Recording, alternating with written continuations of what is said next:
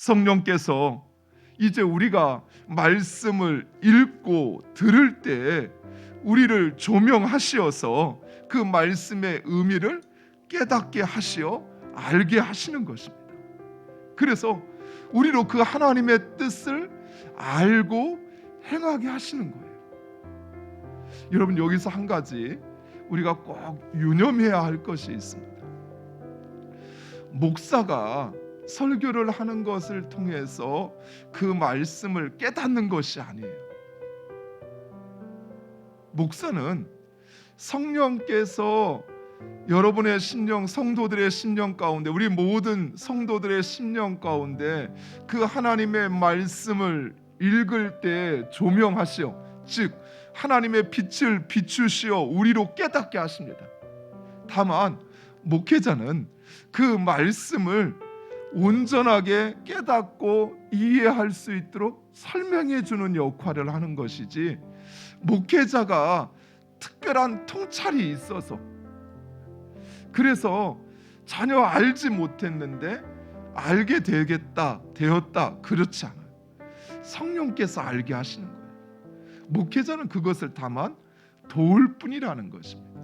예수를 사랑하는 자, 곧 예수님의 말씀을 지켜 행하는 자는 하나님의 언약 안에 들어가 있어 하나님은 바로 그 사람의 기도에 응답하신다라는 것이, 하나님의 언약 백성을 향한 하나님의 사랑에 의해서 그 백성을 향한 하나님의 신실한 의무라는 것입니다. 이게 바로 기도의 응답의 원리입니다. 그래서 하나님은 그 백성들의 기도를 들으시고 반드시 응답하시는 것입니다. 왜냐하면 기도 응답은 그의 백성을 향한 하나님의 신실한 의무예요. 우리에게는 응답되어지면 좋겠다라고 하는 바람일지 모르지만, 하나님은 우리의 기도를 들으시면 그 기도에는 반드시 응답해야 할 의무가 하나님에게는 생기는 것입니다. 왜냐하면 우리 하나님은 신실하신 분이기 때문에, 우리 하나님은 우리를 사랑하시기 때문에. 믿음으로 기도하는 사람, 그는 단순히 기도할 때만 믿음으로 기도하는 것이 아니에요. 자신의 삶에서 그 믿음으로 주님의 계명, 서로 사랑하라는 그 계명을 지켜 행하는 것입니다. 기도할 때만 내 믿음이 갑자기 쑥 커져서 하나님께서 내 기도에 응답하실 것을 믿고, 그리고 내 삶으로 돌아가서는 믿음과 상관없이 세상의 기준과 방법대로 그렇게 살아가는 건 믿음이 아니에요. 내 열정이고 내 바람일 뿐이에요. 예수님은 모든 사람이 예수님을 버리고 떠날 것이다 라고 말씀하십니다. 하지만 나는 혼자가 아니다. 아버지 하나님께서 나와 함께 하신다 하십니다. 예수님은 어떻게 이 사실을 확신할 수 있었을까요? 그것은 바로 예수님이 하나님의 뜻 가운데 행하시기 때문입니다.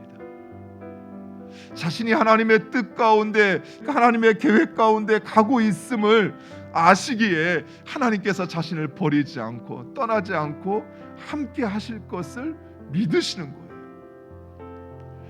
이처럼 사랑하는 성도 여러분, 우리 역시 결코 혼자가 아닙니다. 하나님께서 함께 하십니다. 왜냐하면 우리의 삶은 바로 그 하나님의 계획 가운데 있다는 사실입니다. 그리고 예수님은 믿음으로 승리를 선포하십니다. 예수님은 아직 고난도 죽음도 당하지 않았습니다.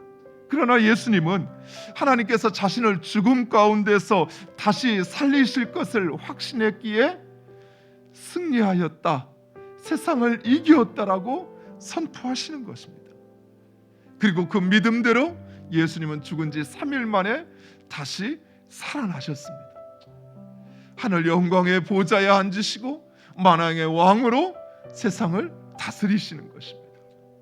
세상 사람들이 보기에는 절망이라고 말하지만, 그러나 하나님께서 우리를 다시 일으키시어 승리하게 하심을 믿으시기 바랍니다. 담대하시기 바랍니다.